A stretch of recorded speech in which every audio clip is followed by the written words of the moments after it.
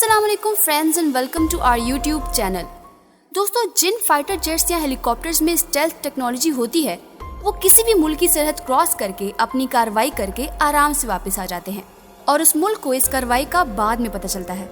इस टेक्नोलॉजी के हामिल जहाज रडार में नजर नहीं आते, इसकी वजह से ये अपनी कार्रवाई आराम से कर लेते हैं। ये जहाज रडार में नजर क्यों नहीं आते और स्टेल्थ टेक्नोलॉजी कैसे काम करती है, तो दोस्तों इसको समझने से पहले हमें ये पता होना चाहिए कि किसी भी प्लेन को डिटेक्ट करने के लिए कौन कौन सी टेक्नोलॉजी इस्तेमाल होती है। दोस्तों, सबसे पहले जो टेक्नोलॉजी यूज होती है वो है रडार सिस्टम।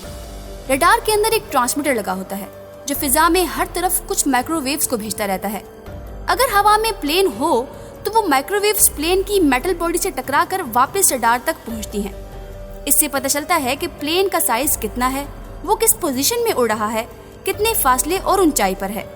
दोस्तों, यहाँ पर यह भी पता लगाया जाता है कि उस प्लेन की स्पीड क्या है। अब स्पीड को कैसे मेजर किया जाता है, तो जिस पॉइंट पर वेव्स टकराकर वापस रडार तक पहुंचती हैं उस पहले पॉइंट को नोट कर लिया जाता है और जब दूसरी दफा वेव्स प्लेन से टकराकर वापस आती हैं तो दूसरे और पहले पॉइंट के डिस्टेंस और टाइम को देखा जाता है, जिससे पता लगा लिया जाता है कि जहाज किस डायरेक्शन में और किस स्पीड से उड़ रहा है। उसके बाद दूसरी टेक्नोलॉजी है infrared search and tracking system. इस सिस्टम में क्या होता है कि ये सिस्टम प्लेन के इंजन से निकलने वाली हीट को थर्मल विजन की मदद से देखता है और पता लगा लेता है कि हवा में कौन सा प्लेन कितनी स्पीड से उड़ रहा है।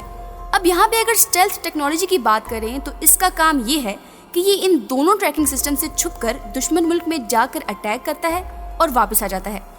दोस्तों, स्क्रीन पर आप इस वक्त जो प्लेन देख रहे हैं ये यूएस एयरफोर्स का एक प्लेन है जिसका डिजाइन ऐसा बनाया गया है कि इसमें अलग अलग टाइप्स के एंगल दिए गए हैं कि जब रडार से वेव्स उस तक पहुंचती हैं तो वो वेव्स उस प्लेन के साथ रिफ्लेक्ट होकर हवा में इधर उधर फैल जाती हैं और रडार तक वापस नहीं पहुंच पाती। लेकिन अगर कभी कोई सिग्नल या वेव्स वापस रडार तक पहुंच भी जाए तो वो इतनी वीक हो जाती है कि रडार अच्छे से डिटेक्ट नहीं कर पाता कि ये कोई प्लेन है या कोई परिंदा। ऐसा इसलिए होता है कि इस प्लेन को ऐसे मटेरियल से बनाया जाता है जो रडार से आने वाली वेव्स को अपने अंदर जज्ब कर लेता है और इसलिए कुछ वेव्स जज्ब हो जाती हैं और कुछ रिफ्लेक्ट हो जाती हैं। इसके अलावा ऐसे फाइटर प्लेन्स के ऊपर एक खास किस्म का पेंट भी किया जाता है जिसे आयरन वॉल पेंट कहते हैं। इसकी वजह से ये उन रडार वेव्स को और ज्यादा वीक बना देता है। इसके बाद बात आती है infrared search and tracking system की कि स्टेल्थ टेक्नोलॉजी इससे कैसे बच पाती है। दोस्तों, यहाँ पर भी स्टेल्थ टेक्नोलॉजी वाले प्लेन का डिजाइन काम में लिया जाता है। इनमें जहाज के इंजन को बॉडी के अंदर इस तरह लगाया जाता है कि उस इंजन से निकलने वाली हीट को इंफ्रारेड डिटेक्ट ना कर पाए। नॉर्मल प्लेन्स में इंजन बॉडी के नीचे लगाए जाते हैं या नॉर्मल फाइटर में पीछे की तरफ लगाए जाते हैं, लेकिन स्टेल्थ टेक्नोलॉजी वाले जहाजों में ऊपर की तरफ लगा दिए जाते हैं ताकि इंफ्रारेड टेक्नोलॉजी उसे डिटेक्ट ही ना कर पाए। लेकिन फिर भी हीट तो प्रोड्यूस होती ही है, इसीलिए उस हीट को ठंडा करना भी बहुत जरूरी है। इसके लिए उन प्लेन्स के अंदर ठंडी हवा निकलने वाला सिस्टम लगा दिया जाता है जो इंजन से निकलने वाली गर्म हवा से मिलकर उस टेम्परेचर को कम से कम बना देता है, जिसकी वजह से इंफ्रारेड उसे अपने थर्मल विजन में डिटेक्ट नहीं कर पाता।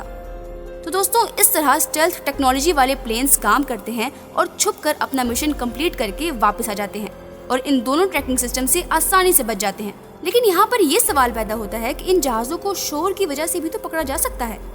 तो दोस्तों, बिल्कुल भी नहीं, क्योंकि इनका इंजन प्लेन की बॉडी के ऊपर इस तरह छुपाया जाता है कि उससे पैदा होने वाला शोर कम हो और वो उस शोर को अपने अंदर जस्ट कर सके। फिर इनका एरोडायनेमिक्स डिजाइन भी ऐसा होता है कि उनकी स्पीड बहुत ज्यादा हो और शोर बहुत कम हो। इसके बावजूद अगर कोई आवाज आती भी है तो उस वक्त तक वो जहाज पता नहीं कहां से कहां पहुंच चुका होता है। तो बस दोस्तों, यही थी स्टेल्थ टेक्नोलॉजी। मुझे उम्मीद है कि आपको इसके बारे में थोड़ा बहुत नॉलेज तो जरूर मिला होगा।